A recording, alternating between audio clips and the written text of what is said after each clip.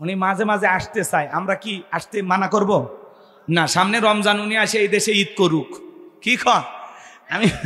আমি তো তাই বলবো যে সামনে রমজান মাস, ওই দেশে কি ইফতারি খাবে না খাবে, এই দেশে আসুক তো ভাই। আর কথা কন নাকি আপনারা? হ্যাঁ, আপনি আসেন, যেই দিক দিয়ে মন চাই এই দেশে আসেন। ববু আই বাপ তুমি আই বাহাগো, সেই দিন আইসা বুবু চিয়ার পাই বাহানা, খোঁজ নাই বহবু কাদের কাকার, অবস্থা খারাপ দরবেশ বাবার, আউন আঙ্কেল এখন সামনে আসে না, নেতা কর্মী সব জেলের ভিতর, আমি আসি ডরের ওপর, কখন জানি আসে গ্রেপ্তারি পরোয়ানা, ববু আইবা তুমি আইবা গো, সেই দিন আইসা বুবু চিয়ার পাই বাহানা। ক্ষমতার চেয়ার থেকে নামা সহজ, কিন্তু এই চেয়ারে ওঠা কঠিন, কথা বলে ঠিক না? আর আগামীতে আমরা সিদ্ধান্ত নিতে চাই, এই দেশে যেই দলেরই হোক পুরুষ প্রধানমন্ত্রী চাই। পুরুষ চান কারা কারা? একটু হাত তুলে দেখান তো। লিল্লাহি তাকবীর, হাত নামান। সেনা প্রধানকে বলতে চাই, আপনি যে চমৎকার বক্তব্য দিয়েছেন যে আগামী ডিসেম্বরের মধ্যে এই দেশে একটা সুন্দর নির্বাচন চান, উনি বলতেছেন এই দেশের মানুষের ভাগ্যে কাজ করার জন্য, এ দেশে শান্তি প্রতিষ্ঠিত করার জন্য অতি দ্রুত একটি নির্বাচন দিয়ে আমরা সেনানিবাসে ফিরে যেতে চাই। কথা কি বোঝেন নাই? এই দেশে একটা সুন্দর নির্বাচন হবে, এই দেশের মানুষ 16 বছর ধরে অপেক্ষায় বসে আছে, কথা বলে ঠিক কিনা? তারা তাদের পছন্দের মতো সৎ, যোগ্য, ভালো, নির্ভীক, আল্লাহওয়ালা, নামাজি এদেরকে সমাজের নেতা বানাইতে হবে। কথা বলেন না কেন? সৎসঙ্গে স্বর্গবাস, অসৎসঙ্গে সর্বনাশ। ভালো মানুষের সাথে ওটা বাসা করবেন, আপনি ভালো হবেন। এক কৃপণের গল্প আমি করতাম, আজকে 1 মিনিটে বলে দিয়ে যায়, যেহেতু কয়েকজন মানুষ আলহামদুলিল্লাহ আমার কথা ধৈর্য নিয়ে শুনতেছেন, আপনাদের ভালোবাসার কারণে এই কথা বলতেছে। শোনেন, এক ধনী বেচারা অনেক টাকা, কিন্তু এমন একটা অসুস্থতার ব্লাড লাগবে, কিন্তু কারোর সাথে রক্তের গ্রুপ মিলে না, এক কৃপণের সাথে কোনো অবস্থায় মিলে গেছে। তো এই কৃপণকে যা বলতেছে, ভাই একটু রক্ত দেওয়া লাগবে, কৃপণ বলতেছে আমি ঠিক মতো ভাতই খাই না, আমি রক্ত দেওয়ার মানুষ। তোরে জোর করে নিয়ে গেছে হাসপাতালে, নিয়ে যায় 3 ব্যাগ রক্ত নিছে। নেওয়ার পরে ধনী বেচারা 3 লাখ টাকার চেক লেগে দিয়েছে। কয় লাখ? 3 লাখ টাকার চেক পাওয়ার পরে কৃপণ বলতেছে ভাই এটা কি? কয় 3 লাখ টাকার চেক। কয় আরো 3 ব্যাগ নেন। কয় আপাতত নেওয়ার দরকার নাই, যেদিন লাগবে তোমারে খবর দেওয়া হবে। কয়েক মাস পর আবারও ধনী বেচারা রক্তের প্রয়োজন হলো, কৃপণের কাছে ফোন দিল, হ্যালো কৃপণ ভাই একটু রক্ত চাই। কয় কোন হাসপাতাল? কয় নওগাঁ মান্দা শেফালি হসপিটাল। কয় আপনি থাকেন, আমি আসছি। ধনী বেচারা হাসপাতালে পৌঁছার আগে কৃপণ হাসপাতালে বেডে শুয়ে 3 ব্যাগ রক্ত দেওয়া শেষ। এবার বসে আছে টাকা নেওয়ার জন্য। ধনীর সাথে দেখা, ভাই কি অবস্থা? বলতেছে ভাই দেন, দিলে তো যাই। তখন ওই ধনী বেচারা পকেট থেকে 10 টাকা বার করছে, 2 টাকার নোট 5টা, তার 3টায় সেরা, 2টে কোনো মতে মাথা সোজা করে দাঁড়িয়ে আছেন। এই 10 টাকা পাওয়ার পরে বলতেছে ভাই এটা কি? কোথায় যে রক্ত দেওয়ার বিল। তখন বলছে ভাই আগের বার রক্ত দিলাম 3 ব্যাগে 3 লাখ, আর এই 3 ব্যাগে মাত্র 10 টাকা। তখন বলছে দোষ আমার না, দোষ তোর। কে? আগে আমি ধনী ছিলাম, মনটাও বড় ছিলাম, তুই কৃপণ, তোর রক্তে ভেজাল।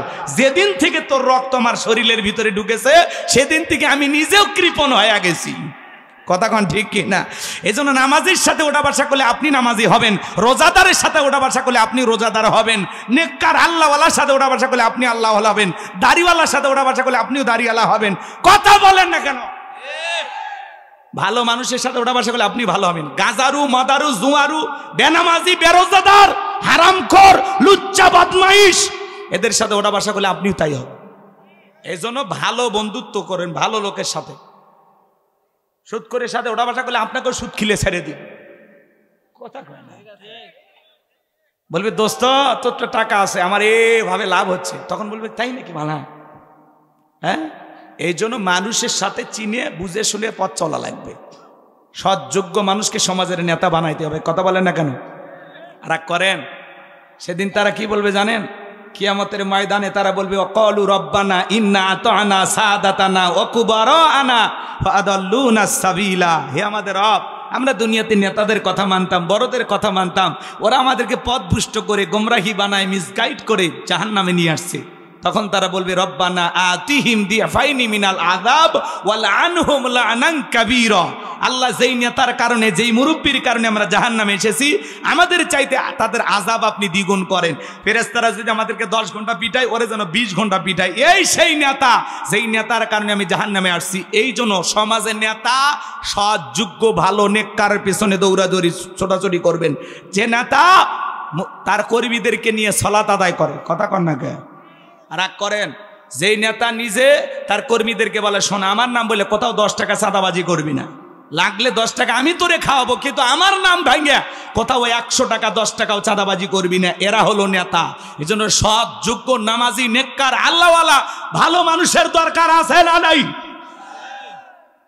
মনে রাখবেন, আপনি যদি 1 নাম্বার হন, আপনার নেতাও 1 নাম্বার হবে। জনগণ যেমন, নেতাও হবে তেমন। আপনি 2 নাম্বার, নেতাও 2 নাম্বার। আপনি সিটার, নেতা হবে 20 সিটার, কথা কম। এজন্য ভালো হয়ে যান।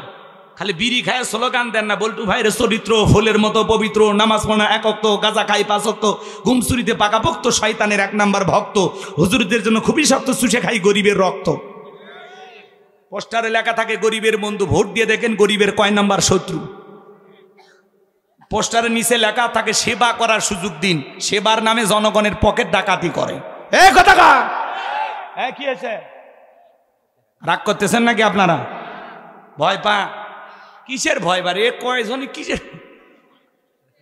চলেন তো আজকে এটা কিছু করে ফেলে দিই। ও রাজি আছেন? তাকবীর দেন, লিল্লাহি তাকবীর। আপনারা রেডি থাকেন। ওই সালার ভিতরে আছে না, সালা সালা আছে, কথা কয় না কেন? কোন সালা?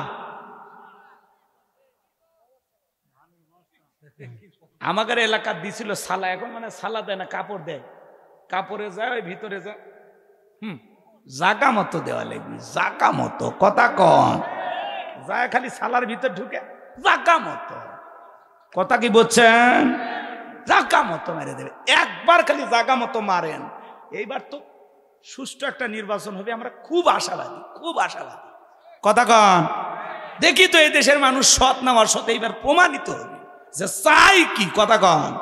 ঠিক আছে, পুরাতন বোক নতুন শাড়ি দিয়ে লাভ আছে? কোন লাভ? ওই জিঙ্কা সিংকে, কথা কন না কে? হয় শাড়ি পাল্টান, নাহলে বউ পাল্টান, দুটার মধ্যে একটা করেন। তাই বলে ঘরের বউয়ের কথা কইনি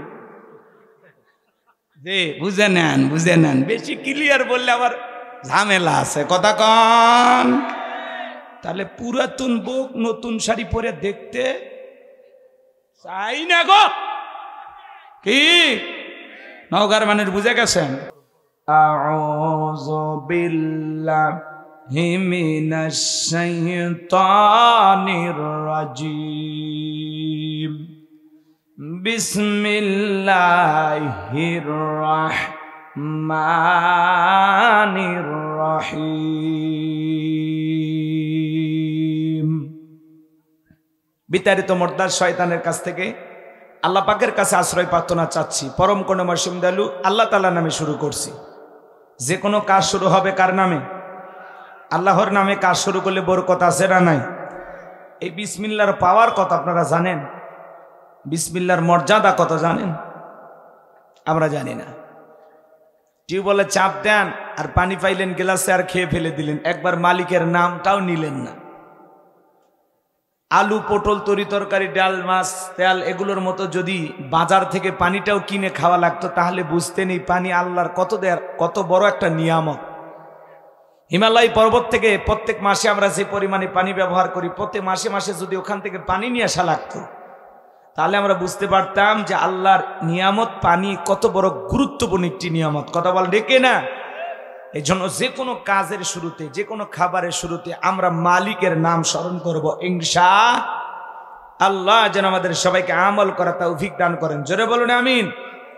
আমার আল্লাহ রাব্বুল আলামিন বলেন, আল্লাযীনা ইযা যুকিরাল্লাহু ওয়াজিলাত কুলুবুহুম ওয়াস-সাবিরিনা আলা মা আসাবাহুম আল মুকিমিস সালাতি ومما رزقناهم ينفقون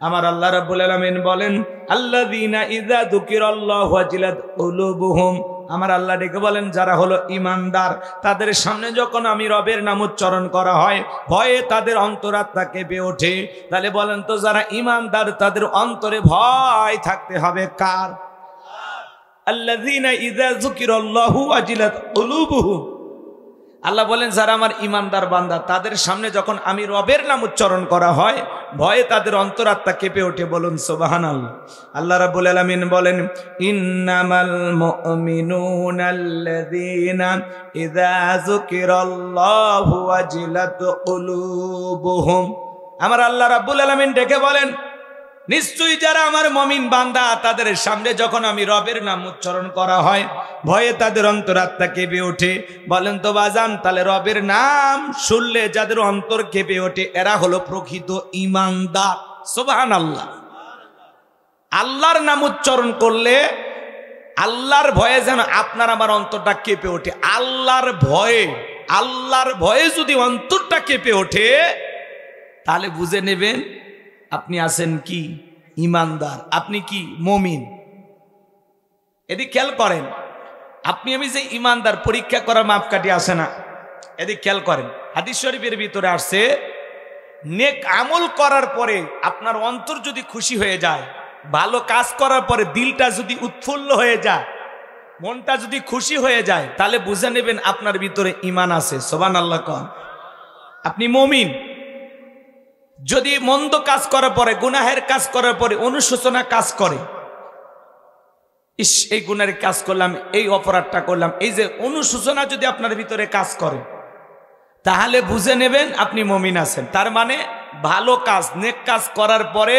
মনটা খুশি হয়ে যায় আর গুনাহের কাজ করার পরে অন্যায় অপরাধ করার পরে মনের ভিতরে কি আসে পেরেশানি কাজ করে অনুশোচনা কাজ করে তওবা করার আগ্রহ ভিতর থেকে চলে আসে যে না আমি এই গুনাহ করেছি আল্লাহর কাছে তওবা করি তাহলে বুঝে নেবেন আপনার ভিতরে কি আছে ঈমান আছে জোরে বলেন কি আছে তাহলে মুমিনের খাতায় আপনার নামটা এখনো আছে আল্লাহু আকবার বলেন কিন্তু যদি আপনার ভালো কথা ভালো না লাগে ইবাদতে মনটা না বসে ইবাদত বندگی কোনো কিছু যদি ভালো না লাগে খালি অন্যায় কাজ করতে মজা পান তাহলে বুঝে নেবেন আপনার ভিতরে ঈমান নামের যে দামি সম্পদ এটা নাই তাহলে কি কথা বোঝা যায় আমার ভাইরা মন দিয়া কথাগুলো শুনে যাবেন আমি যে কথা বলতে চাচ্ছিলাম আল্লাহ রাব্বুল আলামিন বলেন আল্লাযীনা ইযা যুকিরাল্লাহু ওয়াজিলাত কুলুবুহুম আমার আল্লাহ ডেকে বলেন যাদের অন্তরে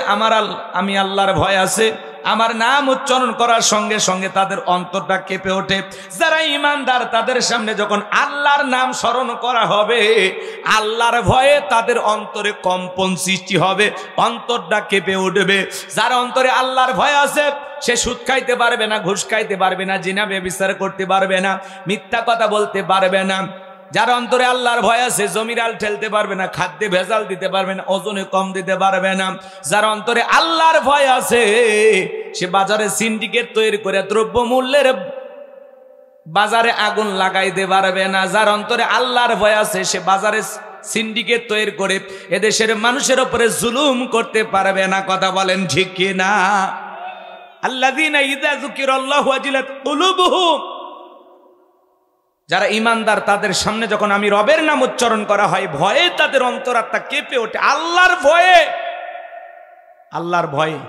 আল্লাহর ভয় যদি আপনার অন্তরে থাকে সুদের টাকা নিতে পারবেন ঘুষ খাইতে পারবেন বলেন মিথ্যা কথা বলতে পারবেন পারবেন না আল্লাহর ভয় যদি আপনার অন্তরে থাকে এদিক খেয়াল করে শোনেন আমার ভাইয়েরা কেমন আল্লাহর ভয় অন্তরে থাকতে হবে খলিফাতুল মুসলিমিন আমিরুল মুমিনিন হযরত ওমরের নাম আপনারা শুনেছেন আল্লাহ তাআলা তাকে যখন খেলাফতের দায়িত্ব দিয়েছেন প্রিয়তমা স্ত্রীকে ডেকে বলেন আব্দুল্লাহর মা রাঙা তরবারি দাও আল্লাহ তাআলা ক্ষমতা দিয়েছে ঘরে বসে থাকলে হবে না ছদ্মবেশ ধারণ করে দেখতে হবে কার ঘরে খাবার আছে কার ঘরে খাবার নাই সমাজে কার কি সমস্যা আমাকে দেখতে হবে প্রিয়তমা স্ত্রী তরবারি এনে দিলেন ডেকে বলে স্বামী আপনি যে একা একা বাইরে যান আপনার কি ভয় করে না? হযরত ওমর ফারুক ডেকে বলেন মুসলমানের নেতা হবে যারা আল্লাহ তার নিরাপত্তা দেওয়ার জন্য যথেষ্ট। চিৎকার মেরে বলুন সুবহানাল্লাহ। নেতার মতো নেতা হলে নিরাপত্তা দেবে কে? আর আমাদের সমাজে নেতা কোনো সমাবেশে যদি কথা বলতে যায় কুত্তে দিয়ে পরীক্ষা করে কেউ বোমা টোমা রাখছে কিনা, পুলিশ সেনাবাহিনী কত কে রে, বাপ রে বাপ। হাজার হাজার লোক সিকিউরিটি না দিলে নেতা আসে না। তার মানে বোঝা যায় কি আছে, ভেজাল আছে। খালি আসবেন জনগণের সাথে মিশবেন, তাহলে বোঝা যাবে আপনি ভালো মানুষ। কথা বলেন। আমার ভাইয়েরা মন খারাপ করবেন না। আমি গুনাহগার যে কথা বলতে চাচ্ছিলাম, হযরত ওমর ফারুক তরবেনে ঘুরতে ঘুরতে ছোট্ট একটা কুটির থেকে দুইজন মহিলার কথোপকথন শুনতে পারলেন। দুইজন মহিলা একজন আর একজনের সাথে কথা বলতেছে। ওই বাড়ির যে মহিলা তার মেয়েকে ডেকে বলে মা আজকে কি পরিমাণে দুধ দহন করেছো? মেয়েটা ডেকে বলে মা পরিমাণে আজকে দুধ একটু কম হয়েছে। মহিলা ডেকে বলে মিয়া আমার দুধের ভেতরে একটু পানি মিশায়া দাও। মেয়েটা ডেকে বলে মা তুমি কি জানো না বিশ্ব নবীজি খাদ্যে ভেজাল দিতে নিষেধ করেছেন? আমাদের রাষ্ট্রের খলিফাতুল মুসলিমিন আমিরুল মুমিনিন হযরত ওমর দুধে পানি মিশানো নিষেধ করেছেন। মা এই কাজ করা যাবে না, পরিমাণে কম হতে পারে কিন্তু খবরদার মা পানি মিশানো যাবে না। এমন আওয়াজ শোনার পরে হযরত ওমর ফারুক রাদিয়াল্লাহু তাআলা দেরি করলেন না, দৌড়ে বাড়িতে চলে গেলেন। যাই বলে আব্দুল্লাহর মা ছেলের বউ পাওয়া গেছে, ছেলের বিয়ে করাইবা নাকি? বলেন তো ছেলের বউটা চয়েস করলো কি দেখা? তাকওয়া দেখা। জোরে বলেন কি দেখা? তাকওয়া। তাকওয়া তাকওয়া মানে কার ভয়? আল্লাহর ভয়। এদিকে খেয়াল করে, যেই মেয়েটা রাতের আধারে আল্লাহর ভয়ে দুধের ভিতরে পানি মিশায় না, তাহলে এই মেয়েটার অন্তরে কতটা ভয় আপনি চিন্তা করতে পারেন? এই জন্য তাকওয়া বা নেককার আবেদা সালেহা মমেনা এরকম আল্লাহর প্রিয় বান্দি দেখে ছেলের বউ বানাইতে হবে। যে মেয়েটা নামাজ পড়ে, পর্দা করে, আল্লাহর হুকুম মাইনা চলে। আর আপনি কি করেন? নওগাঁয় বসে থাকেন, একটা মেয়ে অটোতে চড়ে যাচ্ছে, বাতাসে চুল দুলতেছে, ওইরকম দেখে বলতেছেন কার মেয়ে? মেয়েটা দেখতে তো সুন্দরী, এরই ছেলের বউ বানাবো। হ্যাঁ, যে মেয়েটা বেপরদায় কলেজে যাচ্ছে সেই মেয়েটাকে দেখে আপনার পছন্দ হলো, তারে ছেলের বউ বানাইলেন। এই মেয়ে আপনাকে ভাত রান্না করে বলবে আব্বা খান। অত সহজ? অত সহজ না।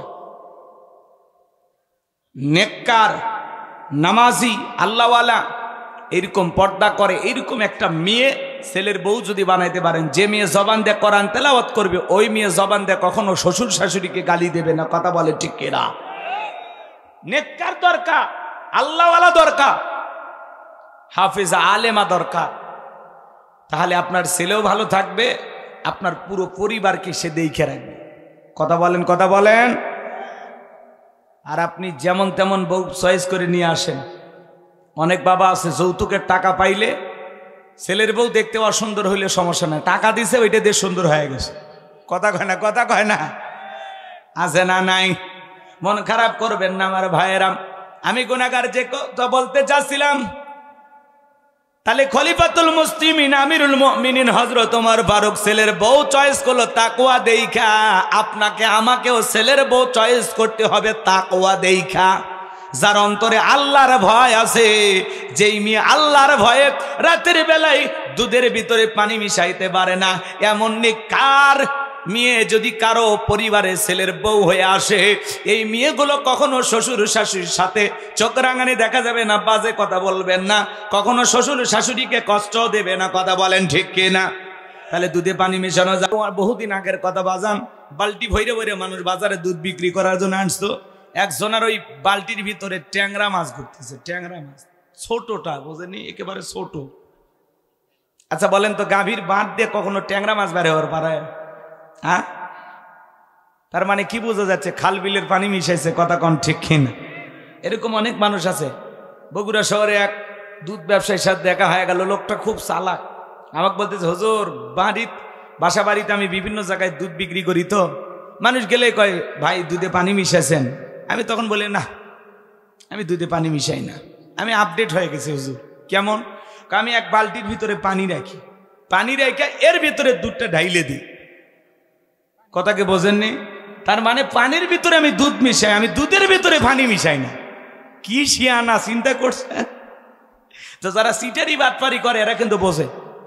একে জমির আল কাটিয়ে ফুলসিরাত বানাইছে। যদি বললেন ভাই এত কাটলেন, আরে খালি ঘাসের মাথা কাটছে, খালি ঘাসের মাথা কাটছে, কথা কয় না কে? আপনি ঠেইলে জমি 1 বিঘাতে বাড়াইলেন, কিয়ামতের ময়দানে 7 তবক জমিন আল্লাহ গলাতে বেরি বানায় ঝোলায় দিবে, তো লাগে কত নে?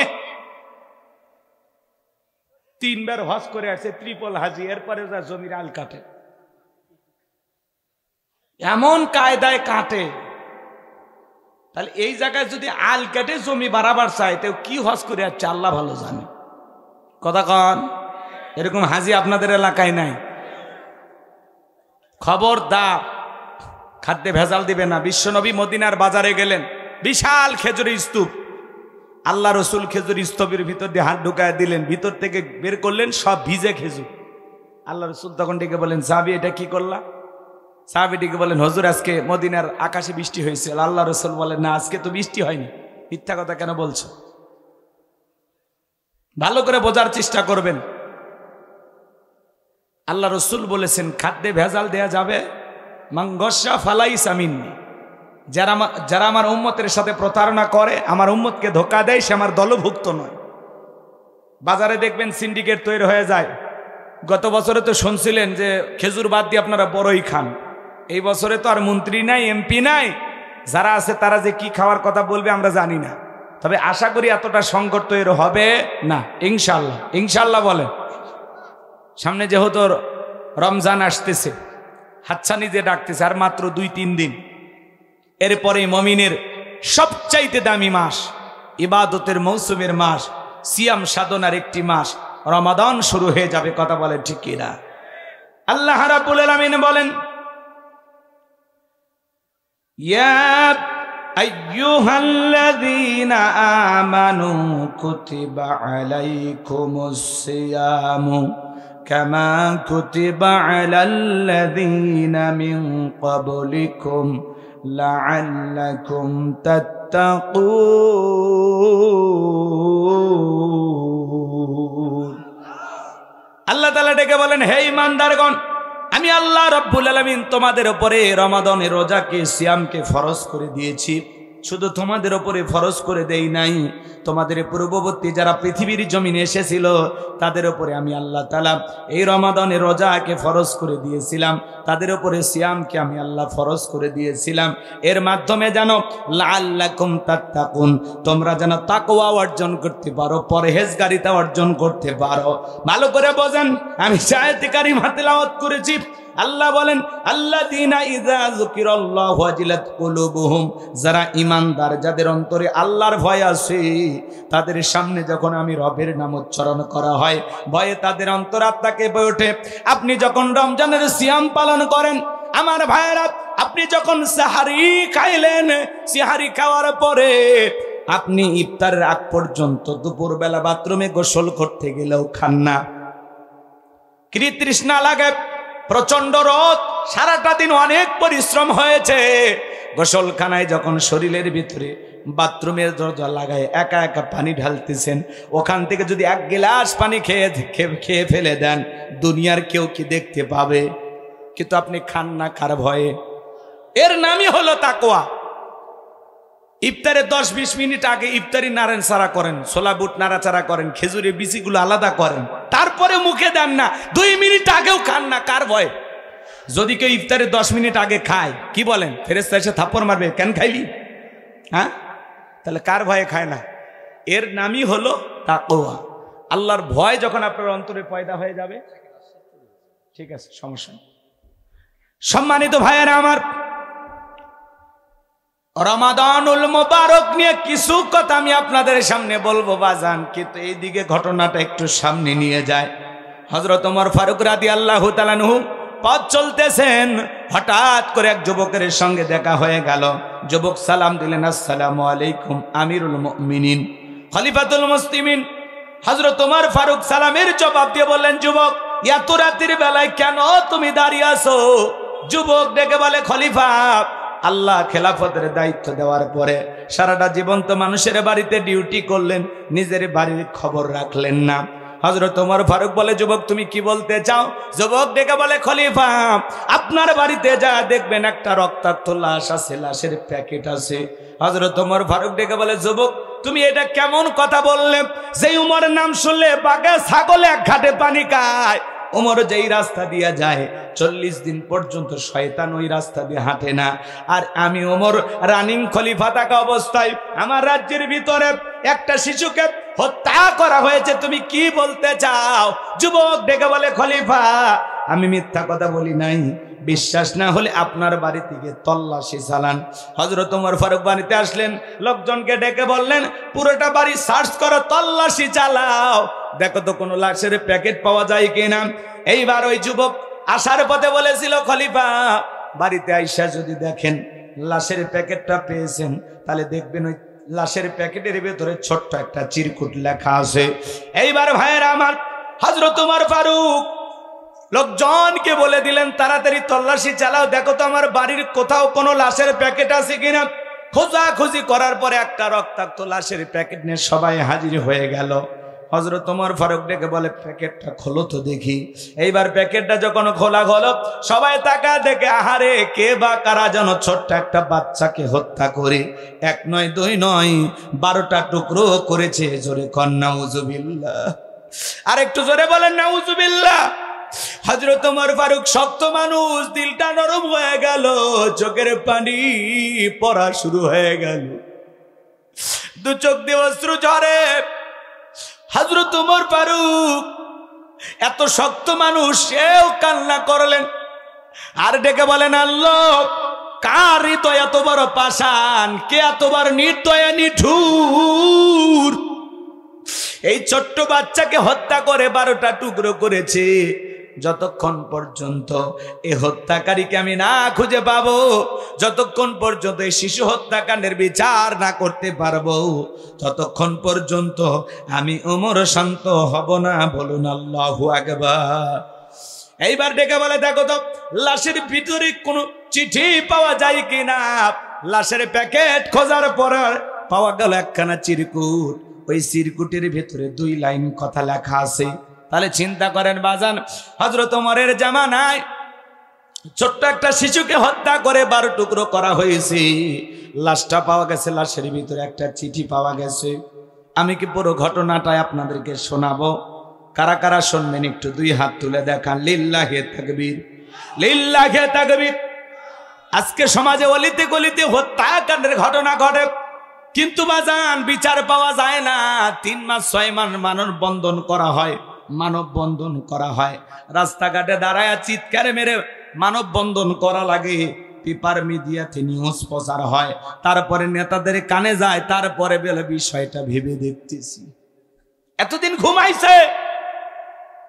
বাংলাদেশের অলিতে গলিতে হত্যাকাণ্ডের ঘটনা ঘটে, ধান কেটে পাট কেটে এখানে সেখানে রেল লাইনে বিভিন্ন জায়গায় লাশ পাওয়া যায়, কিন্তু কারা হত্যা করলো, কেন হত্যা করলো, কোনো কিছুই খুঁজে পাওয়া যায় না। যদি আল্লাহর আইন দিয়া এদেশে হত্যাকাণ্ডের বিচার করা হতো, তাহলে এই দেশে এইভাবে অলিতে গলিতে লাশ পাওয়া যেত না। এই জমিনে শান্তি ফিরে আসবে সেই দিন, আল্লাহর কোরআন দিয়ে জমিনটা চলবে যেই দিন। কথা বলেন ঠিক কিনা? রাগ করেন, রাগ করেন। তাকওয়া, আল্লাহর ভয় যার অন্তরে থাকবে, তার পিটায়ও গুনাহ করানো সম্ভব নয়। এই জন্য ভাইয়েরা আমার, দিলটা নরম করে কথাগুলো শুনে যান। আমার আল্লাহ রাব্বুল আলামিন বলেন, আল্লাযীনা ইযা যুকিরাল্লাহু ওয়াজিলাত কুলুবুহুম, আমার আল্লাহ রাব্বুল আলামিন ডেকে বলেন, যারা আমার ঈমানদার বান্দা তাদের সামনে যখন আমি রবের নাম উচ্চারণ করা হয়, ভয়ে তাদের অন্তরাত্মা কেঁপে ওঠে। অন্তরে কেমন ভয় থাকা লাগবে বাজান।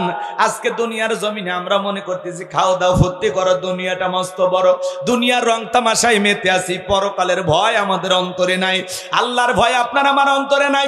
আল্লাহর ভয় যদি আপনার অন্তরে একবার পয়দা হয়ে যায়, আপনার পিঠাও গুনাহ করা সম্ভব হবে না। যার অন্তরে আল্লাহর ভয় আছে সে দিনের আলোতে রাতের আধারে গোপনে প্রকাশ্যে কোথাও কোনো গুনাহ করবে না। ইন্নাল্লাহা লাতীফুন খবীর, গোপন প্রকাশের সব খবর আছে একমাত্র কার কাছে? এজন্য যার অন্তরে আল্লাহর ভয় আছে সে দিনের আলোতে হোক রাতের আধারে হোক গোপনে হোক প্রকাশে হোক গুনাহ করবে না। কার ভয়ে? আপনি যে জায়গায় দাঁড়িয়ে গুনাহ করছেন একবার চিন্তা করেন, কেউ না দেখলে একজন দেখতেছেন, তিনি কে? আল্লাহর ভয় আপনার আমার ভিতরে নাই। দেখেন নবীর স্ত্রী আম্মাজান খাদিজাতুল কুবরা রাদিয়াল্লাহু তাআলা আনহা, তার অন্তরে কেমন ভয়, আল্লাহর ভয়টা কেমন দেখেন, এদিকে খেয়াল করে। তিনি বাড়িতে অঝরে চোখের পানি ছেড়ে দিয়ে কান্না করতেছেন। আল্লাহর হাবিব মুহাম্মদ রাসূলুল্লাহ সাল্লাল্লাহু আলাইহি সাল্লাম ঘরের ভিতরে ঢুকে দেখেন আম্মাজান খাদিজার চোখে পানি। আল্লাহর হাবিব বলতেছেন, খাদিজা কেন তুমি কান্না করো, কি হয়েছে তো? আম্মাজান খাদিজা ডেকে বলে, ও আমার স্বামী, আমি কেন কান্না করি কিভাবে আপনাকে বুঝাবো? বেশ কয়েকদিন ধরে আমার অন্তরে ভয় এসেছে। মনে হয় দুনিয়ার জমিনে আমি বেশি দিন বাঁচবো না। আমার অন্তরে মৃত্যুর ভয় ঢুকে গেছে, পরকালের ভয় ঢুকে গেছে। আমি কবরে একা একা কেমনে থাকবো গো স্বামী, সেই ভয় আমার অন্তরে ঢুকে গেছে।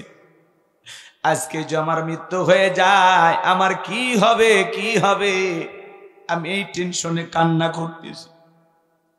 নবীর স্ত্রী কবরের ভয়ে কান্না করে, আর আমরা মুসলমান সকালে লাশটা কবর দিয়া বিকেল বেলা ওই এলাকায় যা পাতা ধার দেয়, ছাগলকে নিয়ে যা ঘাস খাওয়ায়, সকালে কবর দিয়া বিকেল বেলা ওই রাস্তাতে হেঁটে যায় গান বাজাইতে বাজাইতে। কথা বলেন ঠিক কিনা? সকালে কবর দেয়, বিকেল বেলা যায় ওইখানে তাস খেলে, জুয়া খেলে। কথা বলে ভয় নাই, ভয় নাই। আজকে মানুষের অন্তরে ভয় উঠে গেছে। যেদিন আপনি মারা যাবেন সেই দিনও মানুষ কিন্তু খাবার খাবে, সেই দিনও মানুষ ভাত খাবে। যেদিন আপনি মারা যাবেন সেই দিন আপনার স্ত্রী সন্তান খাবার খাবে। মানুষজন বাহিরের মানুষ রান্না করে খাবার নিয়ে এসে বলবে, এভাবে ভেঙে পড়বেন না। কারো স্বামী চিরকাল বেঁচে থাকে না, কারো মা বাবা চিরকাল বেঁচে থাকে না। খাবার খাও, উল্টারও বেশি খাওয়াবে, বিভিন্ন মানুষ নিয়ে এসে খাওয়াবে, বলে না খাইলে শরীরটা খারাপ হয়ে যাবে। আপনি যেদিন মারা যাবেন সেই দিন আপনার বাড়ির লোকজন খাবার খাবে। এ যুবক, আল্লাহর ভয় অন্তরে ঢোকাও। তুমি আমি ঘুমের মধ্যে চলে যাই, এই ঘুম ভাঙলে সকাল, না ভাঙলে পরকাল। এই ঘুম যদি আর কোনোদিন না ভাঙে, আগের মতো সূর্য উঠবে, আগের মতো মানুষ চলাফেরা করবে, আগের মতো মানুষ খাওয়া দাওয়া করবে, তোমার জন্য পৃথিবীর কোনো কিছুই থেমে থাকবে না। কথা বলেন ঠিক কি না? আম্মাজান খাদিজা ডেকে বলেন, নবী, আমি আজ হোক কাল হোক মৃত্যুবরণ করব, কেন জানি বারবার অন্তরে মৃত্যুর ভয় এসে ধরা দেয়। কেন জানি বারবার কবরের কথা আমার মনে হয়। ও স্বামী, আমি আপনার কাছে তিনটা জিনিস চাই, স্বামী আপনি দিবেন কিনা বলেন। নবী আমার ডেকে বলে, খাদিজা, মক্কা নগরীতে যখন মানুষ আমাকে খুব বেশি মূল্যায়ন করত, কিন্তু ইয়েতিম বলে যখন অনেকে অবজ্ঞা অবহেলা করেছিল, ও খাদিজা, তুমি একটা বিশিষ্ট ব্যবসায়ী হওয়ার পরে, এত সম্ভ্রান্ত ভদ্র ফ্যামিলির মানুষ তুমি, ও খাদিজা, আমি এতিম আব্দুল্লাহর বেটা মোহাম্মদকে তুমি ভালোবাসছো, তোমার স্বামী বানাইছো, তোমার ধন দৌলত যা ছিল সব আমারে দিয়েছো, সারাটা জীবন কোনোদিন কোনো কিছু আমার কাছে চাও নাই, আজকে তুমি আমার কাছে তিনটা জিনিস চাইতেছো। কথা দিলাম খাদিজা, যতটুকু আমার সাধ্য আছে সবটুকু দিয়ে আমি তোমার চাওয়াগুলো পূরণ করে দেব।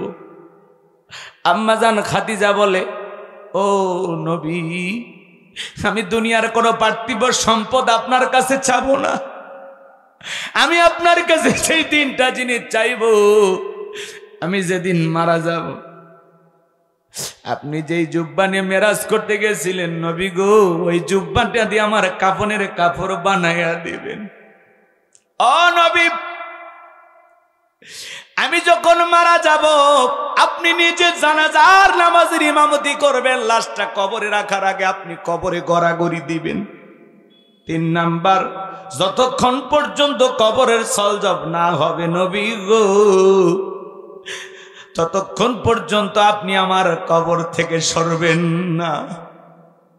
আম্মাজান খাদিজাতুল কুবরা এমন একজন ভাগ্যবতী রমণী, যেই নারীকে আল্লাহ তাআলা নিজে সালাম পাঠিয়েছেন। জিবরাইল একদিন আসলেন, এসে ডেকে বলে, নবী গো, খাদিজাতুল কুবরা রাদিয়াল্লাহু তাআলা আনহাকে আমার আল্লাহ সালাম পাঠিয়েছেন।